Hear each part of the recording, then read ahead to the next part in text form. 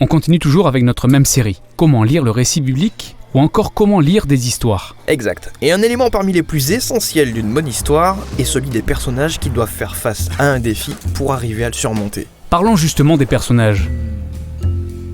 Dans la plupart des histoires, on s'identifie facilement aux personnages car tout comme eux, nous avons nos propres histoires avec nos propres défis à surmonter. Oui, les bonnes histoires ont des personnages ayant des problèmes qui nous parlent. On peut les voir traverser ces difficultés de différentes manières et aussi observer la tournure des événements. Un auteur peut se servir des personnages pour nous montrer sa perception de la condition humaine, et la Bible ne déroge pas à la règle. Les personnages de la Bible servent de miroir nous permettant de nous regarder pour découvrir le reflet de notre propre nature humaine. Le problème avec les personnages de la Bible, c'est qu'il est parfois difficile de s'identifier à eux, vu que dans la plupart des cas, on sait très peu de choses sur eux. Les auteurs bibliques traitent les personnages différemment de ce qu'on voit dans les récits modernes. Ils choisissent de communiquer un maximum de choses majeures en usant d'un minimum de détails. En effet, la Bible donne rarement des détails sur l'aspect physique des personnages, mais quand il y en a, c'est que c'est crucial pour l'histoire. On sait par exemple que Saül était très grand et que David était plutôt petit de taille. Et ces aspects physiques illustrent leur valeur morale.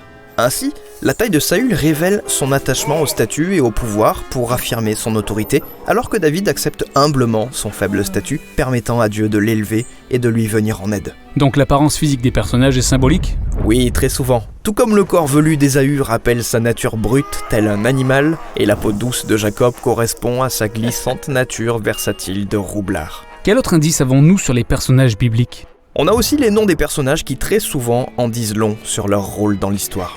Abraham veut dire en hébreu « père d'une multitude », Jacob signifie « roublard », Ruth signifie « amitié », et le nom de Saül veut dire « le désiré ». C'est le roi douteux réclamé par le peuple. Donc en faisant une synthèse de toutes ces précisions à partir d'un minimum de détails, on voit bien que les récits bibliques peuvent raconter énormément de choses en très peu de mots. Sans oublier qu'ils n'incluent même pas les détails sur les personnages que les lecteurs contemporains sont curieux de savoir, comme la rareté avec laquelle ils traduisent les pensées et motivations des personnages. Exactement. C'est ce qui s'est passé quand Moïse a surpris un Égyptien en train d'agresser un Israélite. Il l'a tué sur le champ. Mais on ne sait pas pourquoi. Est-ce dû à une sainte colère ou a-t-il simplement perdu son sang-froid ? Et est-ce que Dieu a approuvé son geste ? C'est vrai qu'on n'en sait rien, car les auteurs bibliques évitent en général de commenter les tendances et implications morales. Ils préfèrent laisser les paroles et les actes d'un personnage révéler ses motivations, pour ensuite nous laisser être juges de son comportement au regard des conséquences. Et dans le cas de Moïse, ce meurtre est l'indicateur d'une tendance qu'il avait à se laisser dominer par la colère et les conséquences désastreuses qui s'ensuivent. Une décision qui le force à s'enfuir pour se cacher dans le désert pendant 40 ans. C'était donc négatif comme acte. Mais il a rencontré sa femme, alors c'est plutôt une bonne chose au final. Absolument, ça nous pousse à réfléchir. Toutes ces spécificités font des récits bibliques des histoires concises, mémorables et tout aussi captivantes. Plus sérieusement, Moïse était-il un gentil ou un méchant ? Comme dans la plupart des histoires, il y a toujours un gentil et un méchant, une sorte de vaillant héros qui affronte un horrible méchant. Bien sûr, et avoir des personnages aux tendances clairement définies, d'un côté ou de l'autre, est idéal pour apprendre aux enfants à différencier le bien du mal.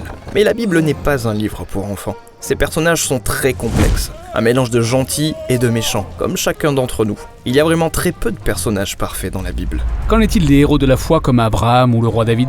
Tu parles d'Abraham, qui a couché avec son esclave égyptienne, et qui a menti à 2 reprises à propos de sa femme pour sauver sa peau. Et David, l'homme selon le cœur de Dieu, qui a couché avec la femme d'un autre homme avant de tuer ce dernier. Ces histoires sont vraiment complexes. Elles nous dressent des portraits réalistes de personnages pleins de failles au même titre que nous. Et le plus surprenant est que Dieu continue de travailler avec eux malgré leurs défaillances.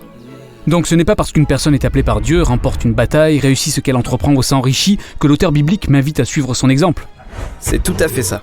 Et en fait, il serait carrément dangereux d'imiter la plupart des personnages bibliques. C'est vrai.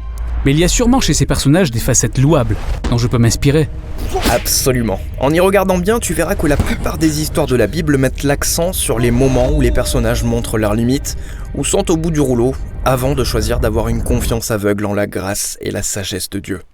À travers ces histoires, les auteurs montrent le véritable profil de l'être humain qui réjouit le cœur de Dieu, à savoir celui qui fait preuve d'humilité et d'abnégation. Oui, le fait que Dieu ne lâche jamais les personnages bibliques en dit long sur sa patience et son amour, qui est lui aussi un acteur de ces histoires.